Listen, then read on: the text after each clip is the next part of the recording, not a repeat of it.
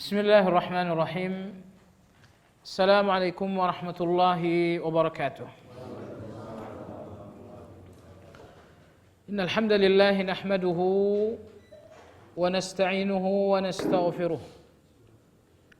Wa na'udzu billahi min shururi anfusina wa min sayyiati a'malina. Man yahdihillahu fala mudilla lahu wa man yudlil fala hadiya lahu. وأشهد أن لا إله إلا الله وحده لا شريك له وأشهد أن محمدا عبده ورسوله لا نبي بعده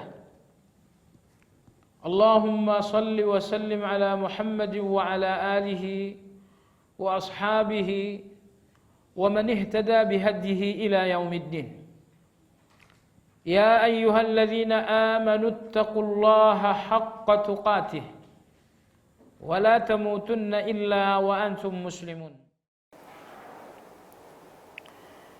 Meski para penyair memiliki kemampuan bahasa untuk merangkai kata-kata indah, tetapi tetap saja sanjungan teragung untuk yang maha agung adalah alhamdulillah. Jadi sanjungan dan pujian alhamdulillah tidak tergantikan dengan pujian apapun. Nabi Daud dan Nabi Sulaiman alaihissalam, Allah anugerahi nikmat yang luar biasa banyaknya. Pertama, kedua nabi ini penguasa, memiliki kekuasaan, dan yang kedua secara materi, kedua nabi ini pun luar biasa. Allah Subhanahu wa taala berfirman, "Wa laqad atayna Dauda wa Sulaimana ilman wa qala alhamdulillah alladzi faddalana ala katsirin min ibadihil mu'minin." Sungguh kami telah memberi anugerah kepada Daud dan Sulaiman berupa ilmu. Lalu keduanya mengatakan alhamdulillah. Tentu tidak ada orang yang paling tahu bahasa indah memuji Allah melebihi para nabi. Mereka yang paling tahu bahasa yang pas untuk memuji Allah. Lantas kita lihat bahwa Nabi Daud, begitupun dengan anaknya Nabi Sulaiman, menyanjung Allah dengan alhamdulillah. Yang menarik dalam ayat tadi jamaah sekalian, bahwa kita tahu Daud dan Sulaiman oleh Allah dianugerahi harta, dianugerahi pula kekuasaan. Tetapi alhamdulillah kedua nabi ini tidak terkait dengan A dan B. Alhamdulillah yang diucapkan keduanya terkait dengan ilmu. Alhamdulillah walaqad atayna Dauda wa Sulaimana ilma wa qala alhamdulillah. Kami telah anugerahi Daud dan Sulaiman ilmu. Lalu keduanya mengucapkan alhamdulillah. Jadi alhamdulillah bukan untuk harta. Alhamdulillah keduanya bukan untuk kekuasaan. Tetapi alhamdulillah Nabi Daud dan Nabi Sulaiman adalah atas nikmat ilmu. Sebab yang membuat hidup ini penuh makna adalah ilmu. Tidak ada lagi nikmat yang lebih besar dari ilmu. Ilmu itu yang membawa kita kepada Islam. Ilmu pula yang membuat kita kokoh dan istiqamah dalam Islam. Baik jemaah sekalian, Nabi Daud dan Sulaiman menyanjung Allah dengan alhamdulillah. Nabi Ibrahim alaihissalam lepas dari seorang nabi, beliau juga seorang rasul. Lepas dari seorang rasul, beliau juga seorang khalilullah. Hanya ada dua saja rasul yang memiliki julukan khalilullah, yaitu Nabi kita sallallahu alaihi wasallam dan Nabi Ibrahim alaihi salam. Jemaah sekalian, Begitu lama Nabi Ibrahim menanti dan merindukan kelahiran seorang anak. Bertahun dan berpuluh tahun. Tetapi anak yang dinanti barulah diberikan oleh Allah saat Ibrahim alaihissalam memasuki usia senja. Usia nyaris putus asa. Justru Allah berikan kebahagiaan memiliki anak. Jemaah sekalian, apa pujian dan sanjungan Ibrahim untuk Allah atas anugerah anak. Allah berfirman, Alhamdulillahilladzi wahabali alal kibari Ismail wa Ishaq. Inna rabbi lasami'ud du'a. Kata Nabi Ibrahim alaihissalam, Alhamdulillah, segala puji bagi Allah yang telah menganugerahiku Ismail dan Ishak justru di usia tuaku. Dalam ayat ini kita lihat bahwa Khalilullah Ibrahim alaihissalam memuji dan menyanjung Allah dengan Alhamdulillah. Jemaah sekalian, setelah para penghuni surga memasuki surga, kaki mereka betul-betul telah berdiri di dalam surga. Target yang selama hidup dikejar-kejar betul-betul telah jadi satu kenyataan. Mereka tidak salat kecuali untuk surga. Tidak berpuasa kecuali untuk surga. Tidak qiyamul lail kecuali untuk surga. Tidak bersedekah kecuali untuk surga. Saat target itu betul-betul nyata, ucapan apa, sanjungan yang disampaikan oleh para penghuni surga? Jawabannya Alhamdulillah. Allah Subhanahu wa taala berfirman dalam surat Yunus, "Da'wahum fiha subhanakallahumma wa tahiyyatuhum fiha salam wa akhiru da'wahum anil hamdulillahi rabbil alamin." Daud dan Sulaiman menyanjung dengan Alhamdulillah. Khalilullah Ibrahim alaihissalam menyanjung dengan Alhamdulillah. Para penghuni surga menyanjung Allah dengan Alhamdulillah. Bahkan Allah pun menyanjung dirinya dengan Alhamdulillah. Allah berfirman, Bismillahirrahmanirrahim, Alhamdulillahi Rabbil Alamin. Maka Bapak Ibu sekalian yang saya hormati, tidak ada lagi pujian yang paling agung untuk Allah lebih dari Alhamdulillah. Tidak perlu diganti-ganti dengan pujian-pujian lain. Alhamdulillah tidak tergantikan dengan pujian apapun. Maka Alhamdulillah ini pujian para nabi untuk Allah. Alhamdulillah ini pula pujian penghuni surga untuk Allah. Bahkan Alhamdulillah itu pula yang menjadi pujian Allah terhadap dirinya. Jemaah sekalian yang saya hormati, terhadap setiap nikmat yang tidak pernah bisa terhitung, ucapkan Alhamdulillah. Alhamdulillah. Baiklah Bapak Ibu sekalian yang saya hormati, seperti telah disampaikan tadi oleh pengantar acara kita bahwa kajian kita selama beberapa menit ke depan adalah tentang hakikat tauhid atau tentang makna la ilaha illallah. Jemaah sekalian, tauhid atau la ilaha illallah adalah awal Islam dan akhir Islam. Setiap orang yang ingin memasuki Islam wajib mengikrarkan la ilaha illallah. Dan setiap kali seorang muslim akan wafat, maka ia dibimbing untuk membacakan dan mengikrarkan kembali la ilaha illallah.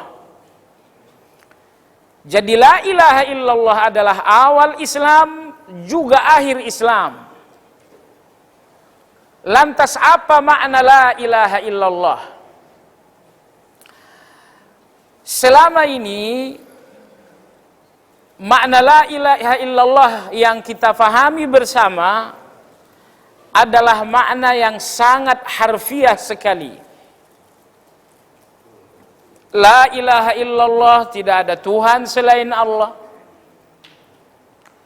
Atau la ilaha illallah, tidak ada ilah selain Allah. Dan untuk beberapa masyarakat yang sudah mengaji dan banyak membaca hasanah Islam tentang tauhid, mereka mengatakan la ilaha illallah, tidak ada yang berhak disembah selain Allah. Jemaah sekalian yang saya hormati, sesederhana itukah la ilaha illallah? Jemaah sekalian yang saya hormati, ulama-ulama kita memberikan jawaban. Nabi kita sallallahu alaihi wasallam seringkali dalam solat-solat sunnah beliau menggabungkan antara al-kafirun dengan al-ikhlas. Apabila Nabi kita SAW selesai solat maghrib, lalu dalam solat sunnah ba'diyah maghrib, Nabi kita membacakan surat al-kafirun rakaat pertama, kemudian beliau membacakan surat al-ikhlas pada rakaat yang kedua. Apabila Nabi kita sallallahu alaihi wasallam melakukan salat sunnah fajar, pada rakaat pertama beliau membacakan surat al-kafirun. Kemudian pada rakaat yang kedua beliau membaca surat al-ikhlas. Apabila Nabi kita sallallahu alaihi wasallam melakukan salat sunnah tawaf, maka beliau pada rakaat pertama membacakan surat al-kafirun. Lalu pada rakaat yang kedua beliau membacakan surat al-ikhlas. Apabila beliau sallallahu alaihi wasallam melakukan salat witir, rakaat pertama beliau membacakan sabbihisma rabbikal a'la. Lalu rakaat yang kedua beliau membacakan surat al-kafirun. Kemudian rakaat yang ketiga beliau membaca surat al-ikhlas. Jemaah sekalian yang saya hormati, sepertinya Nabi kita sallallahu alaihi wasallam sengaja mempasangkan kedua surat ini dalam beberapa salat sunnah. Bahkan Anda tahu jemaah sekalian, salat sunnah yang paling afdal dua. Ada dua. Salat witir dan salat sunnah fajar. Salat-salat sunnah lain termasuk tahajud, termasuk duha, termasuk salat sunnah rawatib, oleh Nabi SAW ditinggalkan apabila beliau dalam keadaan safar. Tetapi kedua salat sunnah ini, salat witir dan salat sunnah fajar, meski dalam kondisi beliau safar keluar kota, beliau tidak meninggalkan kedua salat ini.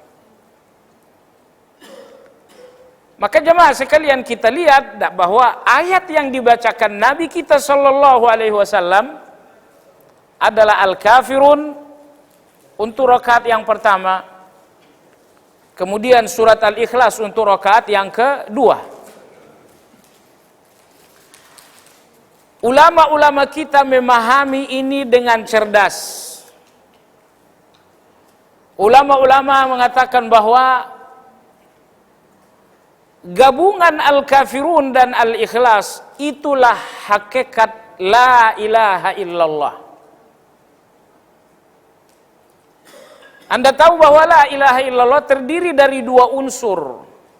Unsur yang pertama, la ilaha, tidak ada Tuhan illallah, selain Allah. Jadi dalam bahasa Arab, untuk mengesahkan sesuatu harus menggunakan pola kata gabungan negasi, gabungan kata negatif dan positif. Ya, apabila Anda ingin mengkhususkan sesuatu, Dalam bahasa Arab Anda wajib menggabungkan antara pola kata negatif dan positif. Dalam la ilaha illallah kita lihat, la ilaha, tidak ada Tuhan, tidak ada ilah, tidak ada yang berhak diibadahi. Tidak, ini pola kata negatif. Illallah, kecuali Allah, ini positif.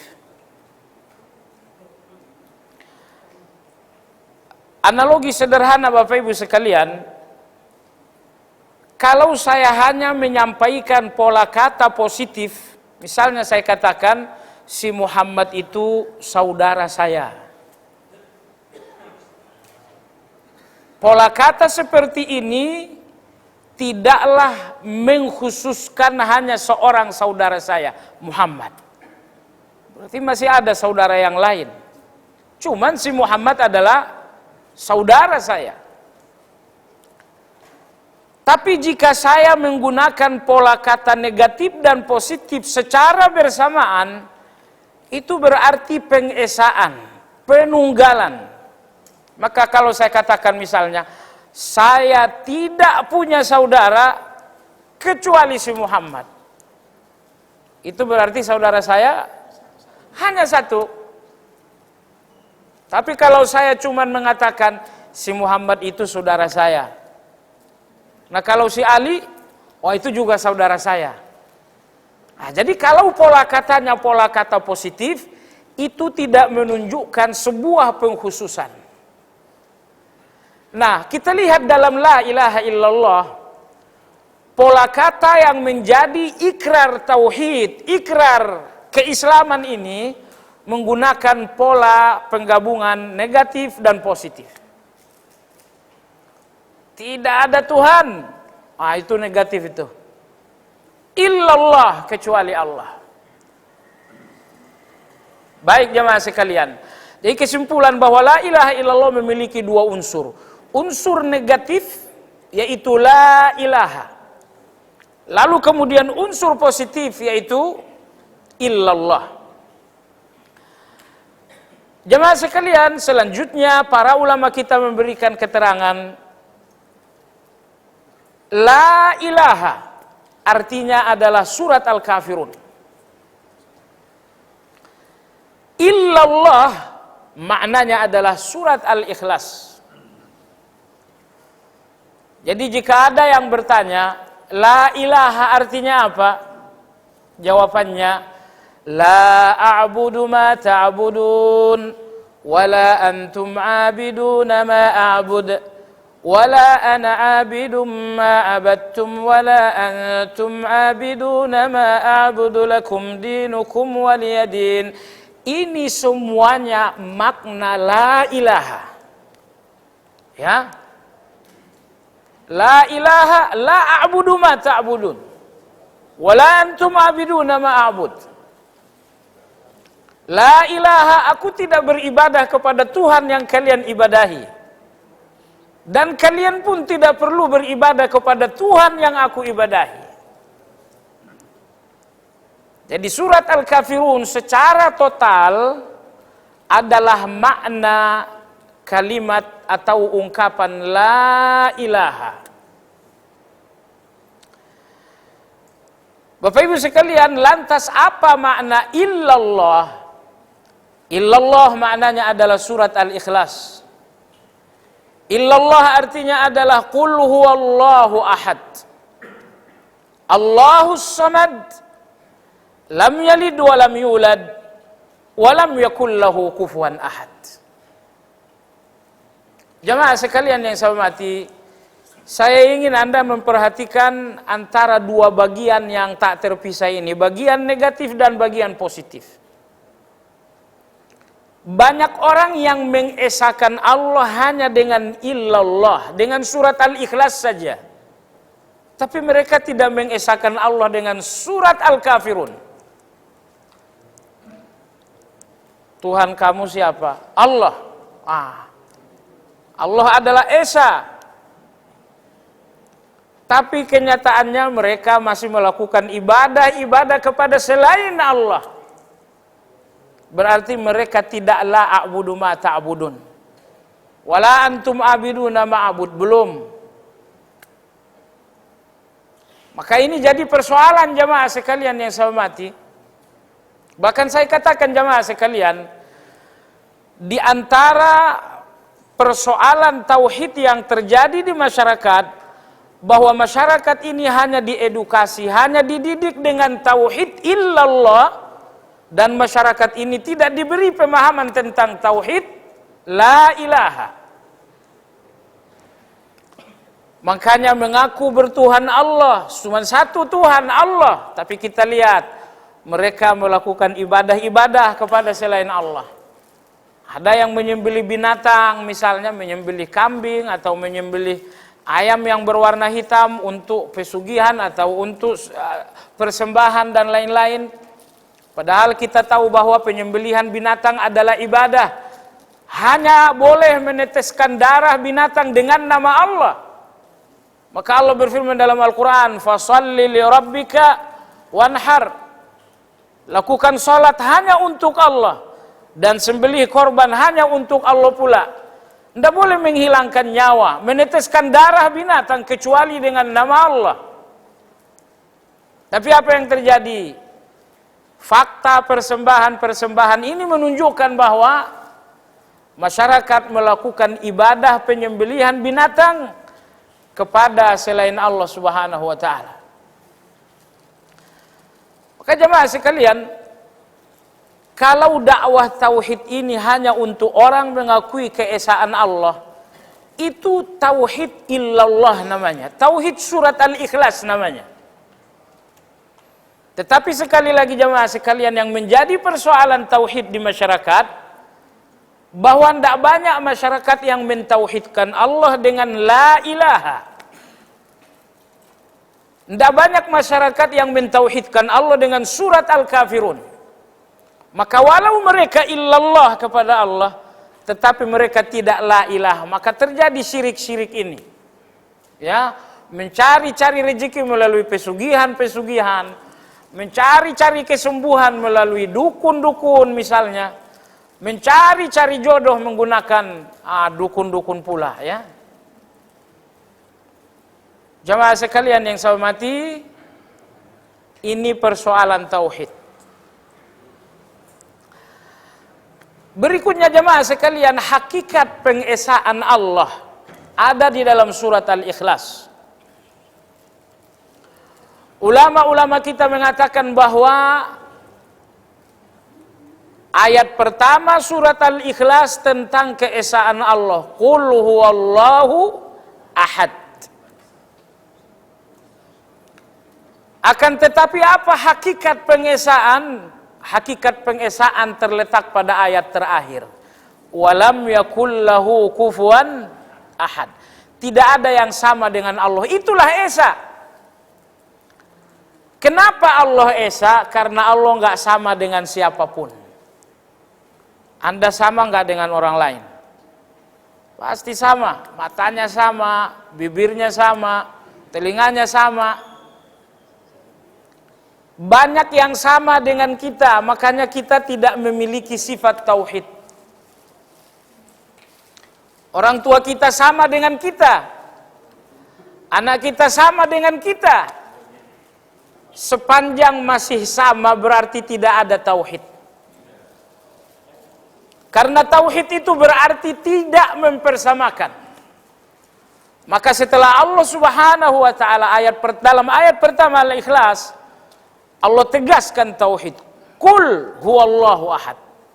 Kemudian Allah memberikan kata penutup inti dari tauhid. Walam yakul lahu kufuwan ahad. Tidak ada satupun yang sama dengan Allah, itu tauhid. Jadi kalau Allah masih sama dengan selain Allah, maka Allah tidak tauhid. Imam Ibnu Qayyim di Damaskus, beliau orang Damaskus. Dalam sebuah dialog beliau dengan orang-orang Nasrani, ya, dengan pendeta orang-orang Nasrani, beliau mengatakan, kalian berkeyakinan Nabi Isa itu anak Allah. Mereka mengatakan betul. Isa itu anak Allah. Kata Ibnu Qayyim, Allah Bapa, Isa anak. Betul seperti itu? Kata mereka benar. Kata Imam Ibnu Qayyim, lantas apa yang menjadi kemiripan anak dan bapak itu? Gak mungkin ada anak yang gak mirip dengan bapak. Ketemu gak tuh? Ini anak si fulan, miripnya gak ada sama sekali. Gak mungkin ada. Makanya Allah berfirman, lam yalid wa lam yulad. Allah tidak beranak, tidak diperanakan, karena lam yakul lahu kufuwan ahad. Karena Allah tidak lahir dan tidak melahirkan, makanya tidak ada yang sama dengan Allah. Andai kata Allah itu tidak lepas dari proses lahir dan melahirkan, pasti ada yang sama dengan Allah. Sepanjang ada yang sama dengan Allah, berarti tidak ada tauhid. Karena tauhid adalah lam yakul lahu kufuwan ahad. Tidak ada yang sama dengan Allah, itu tauhid. Maka Imam Ibnu Qayyim tadi mengatakan, kalau memang Nabi Isa itu anak Allah, lantas miripnya apa dengan bapaknya? Matanya barangkali mirip, atau mungkin bibirnya mirip dengan bapaknya, atau kakinya, atau kepalanya. Kalau tidak mirip dengan Allah berarti bukan anak. Sebab tidak ada anak yang tidak mirip dengan, tidak ada anak yang tidak mirip dengan bapa. Nah baiklah Bapak Ibu sekalian yang saya hormati, kesimpulan tauhid itu keyakinan bahwa Allah tidak sama dengan siapapun. Tidak sama. Tidak ada yang sama dengan Allah. Itu tauhid. Maka syirik berarti mempersamakan Allah. Itu syirik. Syirik berarti mempersamakan Allah. Lalu Imam Al-Muqrizi dalam kitab Tajridut Tauhid, begitu juga dengan Imam Ibnu Qayyim dalam Madarijus Salikin, mengatakan bahwa hakikat syirik adalah mempersamakan Allah dengan selain Allah. Karena hakikat tauhid tidak mempersamakan Allah dengan selain Allah. Lantas kemudian kedua imam yang mulia mengatakan mempersamakan Allah dengan manusia, mempersamakan Allah memiliki 3 kategori. Berarti ada 3 bentuk syirik. Kalau hukum syirik cuma 2, syirik besar dan syirik itu hukum. Tapi kalau kategori syirik, kalau bentuk syirik itu ada 3. Kembali kepada mempersamakan itu tadi. Kategori syirik yang pertama, menyamakan Allah dengan manusia. Itu syirik yang pertama. Kategori yang kedua,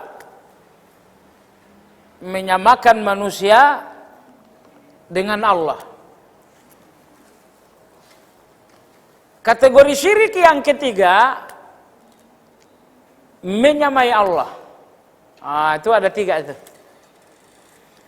Yang pertama, menyamakan Allah dengan manusia. Ini syirik orang-orang Yahudi. Ya, menyamakan Allah dengan manusia. Kenapa? Sebab orang-orang Yahudi ini mensifati Allah seperti sifat manusia. Mereka memanusiakan Allah. Coba dengar apa kata-kata jahat mereka yang disampaikan Allah dalam Al-Quran.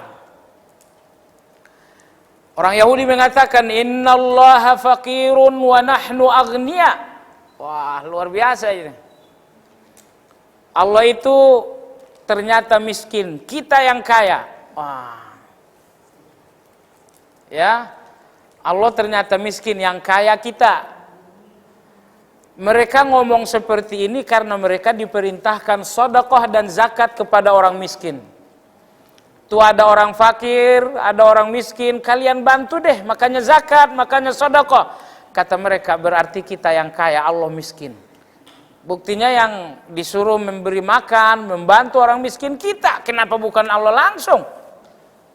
Akhirnya Yahudi mengatakan innallaha faqirun wa nahnu aghnia. Allah itu miskin, kita yang kaya. Waliyadzubillah. Dalam ayat lain Allah Subhanahu wa taala berfirman, "Wa qalatil yahudu yadullahi maghlulah." Orang-orang Yahudi berkata, ternyata Allah itu pelit. Ayo, ya. Ini Yahudi, coba lihat betapa beraninya, nekatnya Yahudi itu. Mereka tidak mensifati Allah dengan sifat positif manusia. Tapi mereka mensifati Allah justru dengan sifat negatif manusia. Iya kan? Pelit itu sifat negatif atau sifat positif pada manusia? Sifat negatif manusia. Tapi Yahudi mengatakan Allah itu ternyata pelit. Tuh banyak orang miskin gak dikasih makan. Ya. Jemaah sekalian, ini bentuk syirik yang pertama. Menyamakan Allah dengan manusia. Menyamakan Allah dengan manusia. Ini syirik orang-orang Yahudi. Mohon maaf, syirik dengan tipe syirik Yahudi ini ternyata tidak hilang. Di masyarakat tetap ada. Ya. Ada seorang yang masuk Islam beberapa, udah ada mungkin setahun 2 tahun. Kalau dia berdoa tuh, ajaib doanya. Ya Allah, apa kabar hari ini? Entah lagi mengapa engkau, tapi aku rindu padamu. La ilaha illallah. Bukan begitu bahasa bertuhan, ya kan? Tapi dalam benak mu'allaf ini Tuhan itu seperti manusia, barangkali seperti itu. Dia nggak sadar aja. Ya. Baik jemaah sekalian, di tengah-tengah tasawuf ekstrim, ya, karena orang-orang tasawuf ini ada yang ekstrim, ada yang tidak ekstrim. Lalu di tengah-tengah orang-orang sufi yang ekstrim, mereka menyanjung, memuji Allah, layaknya Allah itu seperti perempuan. Mereka mengatakan, aku cinta, rindu dan kasmaran kepadamu. Masya Allah. Ya, di Indonesia ada grup musik itu. Itu kalau dia bermusik menyanjung Allah, sepertinya Allah itu cewek itu. Aku cinta, rindu dan kasmaran kepadamu. Ulama-ulama kita mengatakan, Allah tidak dicintai dengan cinta kasmaran. Cinta kasmaran itu cinta untuk manusia. Tapi cinta Allah ternyata tidak bertemu dengan ilmu yang pas, sehingga bahasa cintanya rusak. Jemaah sekalian, ternyata ada cara mencintai Allah. Anda nggak boleh membuat cara sendiri untuk mencintai Allah Subhanahu wa taala. Ini coba lihat nih orang-orang seperti ini nih. Mereka membuat syair menyanjung Allah Tabaraka wa taala, tetapi layaknya seperti menyanjung seorang cewek, seorang gadis. Aku mencintaimu, rindu berat kepadamu karena aku kasmaran. Kasmaran terhadap Allah, la ilaha illallah. Jemaah sekalian yang saya hormati, bahkan beberapa tahun lalu saya pernah menemukan satu syair ditulis oleh salah seorang sufi ekstrim. Dia menyanjung Allah benar-benar seperti cewek. La haula wala quwwata illa billah. Alangkah indah dan cantiknya engkau dengan gaunmu yang berwarna hijau. Pipimu yang begitu bersih dan bibirmu yang berucap untaian kata indah. Siapa yang dia maksud siapa? Makanya kadang-kadang orang-orang tasawuf, kita nggak mengatakan semua tasawuf, Anda jangan salah dengar ya. Orang-orang tasawuf ekstrim ini sering sekali bicara ma'rifatullah, mengenal Allah, ma'rifat. Tapi kita nggak tahu Tuhan mana yang mereka kenal. Kok katanya Aku cinta kepadamu, engkau terbalut gaun yang berwarna hijau, pipimu demikian bersih, bibirmu indah dengan kata-kata yang indah. Lantas ma'rifatullah yang selalu mereka ucapkan, lantas siapa Allah dalam pandangan? Wallahu a'lam. Maka kata ulama-ulama kita, ada orang yang mencintai Allah tapi Allah nggak cinta sama mereka. Ini model-model begini nih. Orang-orang Yahudi mengatakan nahnu abanaullahi wa ahibba'u. Kami ini anak-anak Allah. Kami ini pecinta-pecinta Allah. Kata Imam Ibnu Taimiyah, mereka mencintai Allah tapi Allah nggak cinta sama mereka. Ini kalau bahasa Indonesia bertepuk sebelah kanan, sebelah tangan ya. Bertepuk sebelah tangan. Ada manusia malang seperti itu ya. Mencintai Allah tapi ternyata Allah nggak cinta sama mereka. Baik jemaah sekalian, jadi bentuk syirik yang pertama menyamakan Allah dengan manusia. Bentuk syirik yang kedua kebalikannya, menyamakan manusia dengan Allah. Ini syirik orang-orang Nasrani. Ya. Nabi Isa itu manusia, tetapi dianggap sebagai Tuhan. Maka mereka menyamakan manusia dengan Allah. Jemaah sekalian, keajaiban itu fitnah. Seringkali ada keajaiban-keajaiban yang membuat seseorang hilang akal sehat. Karena keajaiban itu adalah fitnah. Di Jawa ada anak kecil punya batu ajaib. Wah, siapa namanya? Ponari. Ini ada ajaib nih, maka Anda lihat ternyata ribuan orang terjebak dalam keajaiban itu. Yang ingin saya katakan adalah Nabi Isa alaihi salam datang ke dunia melalui proses ajaib, pergi meninggalkan dunia ajaib pula. Orang Nasrani kehilangan akal sehat memahami keajaiban. Akal sehat hilang. Maka mereka datang tanpa proses ajaib. Pergi ajaib, Tuhan sudah. Jemaah sekalian, kalau pola pikir tidak dibimbing wahyu, maka pola pikir nggak akan menemukan kesimpulan yang pas. Ya, baiklah jemaah sekalian ya, maka hati-hati dengan keajaiban yang makanya saya lihat, saya kadang-kadang berpikir, kalau keajaiban anak kecil Ponari itu hanya batu saja, ternyata orang tersesat ribuan. Anda bisa bayangin kalau Dajjal yang datang. Dajjal datang, kalian pengen hujan, tak turunin hujan. Hujan turun. Kau pengen ketemu bapakmu yang meninggal 10 tahun lalu, enggak usah, akan kuhidupkan bapakmu.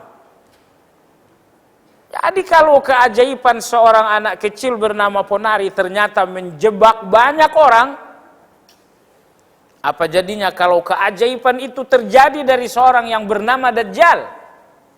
Ya.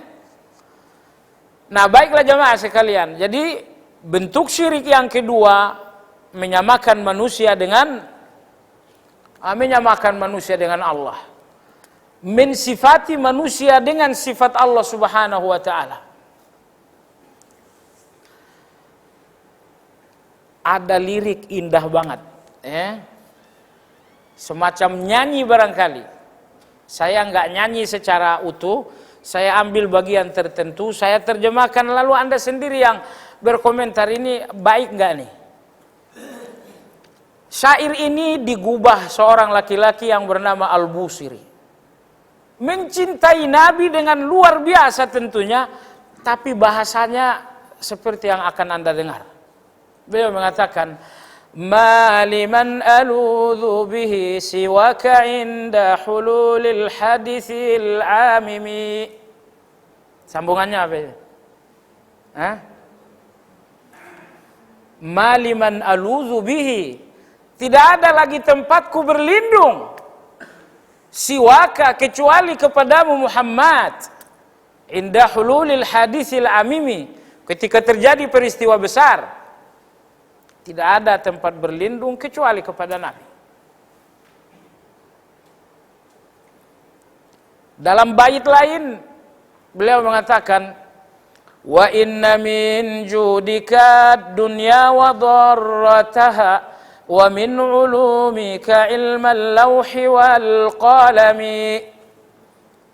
Di antara bentuk kepemurahanmu adalah dunia dan isinya. Jadi dunia dan isinya adalah kepemurahan Nabi. Dan di antara ilmumu engkau mengetahui yang dicatat oleh qalam dan yang tercatat di Lauhul Mahfuz. Malaikat saja nggak ada yang nyampe ke sana. Tapi catatan qalam, catatan Lauhul Mahfuz hanya sebagian dari ilmu Nabi kita SAW berdasarkan syair ini. Jamaah sekalian, beliau mencintai Allah itu benar. Cuman bahasa cintanya ini menyimpang. Sayangnya ketika menjadi sebuah lirik yang indah, wah kita pun tersihir, ikut-ikutan kita, ya kan? Nah jadi apa yang dapat anda kesankan dari syair tadi? Sebuah sanjungan kepada Nabi tetapi berlebihan. Baik, jadi syirik yang pertama menyamakan Allah dengan manusia. Yang kedua, menyamakan manusia dengan Allah. Syirik yang ketiga, menyamai Allah. Itu syiriknya Fir'aun itu. Fir'aun gak menyamakan A dengan B, B dengan A. Tidak, dia sendiri yang nyamain Allah. Ya, maka laki-laki Mesir ini mengatakan, Ana rabbukumul a'la. Ana rabbukum, aku Tuhan kalian. Fir'aun belum titik. Masih ada tambahnya al-a'la. Padahal a'la maha tinggi. Siapa yang maha tinggi? Allah. Sabbihisma rabbikal a'la. Tapi Fir'aun enggak puas cuman dengan komentar ana rabbukum titik, enggak. Masih disambung. Ana rabbukum al-a'la. Jadi Fir'aun ini menyamai Allah Subhanahu wa taala. Nah, jadi kalau orang sekarang ada nggak yang menyamai Allah? Tentu kalau senekat Firaun itu sudah tidak ada, ya. Saya Tuhan gitu udah nggak ada. Tetapi falsafah dari kesesatan Firaun itu ada. Setiap orang yang mencoba memakai sifat Allah berarti ia tengah menyamai Allah. Takabur itu sifat siapa tuh? Allah. Kalau sampai ada manusia yang mencoba-coba takabur, berarti dia sedang menggunakan sifat Allah untuk dirinya. Ini namanya menyamai Allah, syirik ini. Baik. Yang menciptakan makhluk-makhluk bernyawa, seperti misalnya sapi, seperti burung, Allah Subhanahu wa taala. Tapi kemudian datang tukang-tukang lukis. Mereka melukis ciptaan-ciptaan Allah Subhanahu wa taala yang bernyawa. Itu menyamai Allah Subhanahu wa taala, syirik namanya. Jemaah sekalian, jam 7 kurang 5. Masuk jam waktu jam berapa?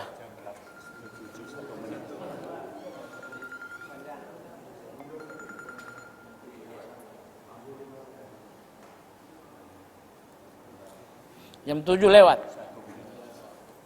Jam 7 lewat. Di situ udah lewat 2 menit itu. Oh, itu jam Ustadz itu ya, biar nggak lama-lama dicepetin. Bagus juga. Nah, baiklah jemaah sekalian yang saya hormati, ini tadi 3 pola syirik. Yang pertama menyamakan Allah dengan manusia. Nomor 2 adalah menyamakan manusia dengan Allah. Dan yang ketiga adalah menyamai Allah. Nah, yang mengetahui yang gaib itu siapa? Allah. Bahkan Allah memerintahkan Nabi kita agar berkata kepada umat Muhammad, katakan kamu tidak tahu yang gaib. Qul la aqulu lakum indi khazainullah wala a'lamul ghaib. Katakan Muhammad, aku tidak menguasai perbendaharaan Allah. Wala a'lamul ghaib. Aku pun tidak mengetahui yang gaib. Ini Nabi oleh Allah tekan agar mengatakan bahwa dia nggak tahu yang gaib. Karena pengetahuan yang gaib hanya ada pada Allah Subhanahu wa taala. Kalau ternyata ada seorang yang merasa tahu yang gaib, ya, itu berarti dia sedang menyamai Allah, sedang saingan sama Allah Subhanahu wa taala. Sedang menyaingi Allah, menyamai Allah. Ini siapa nih yang beginian nih? Dukun, ya. Paranormal.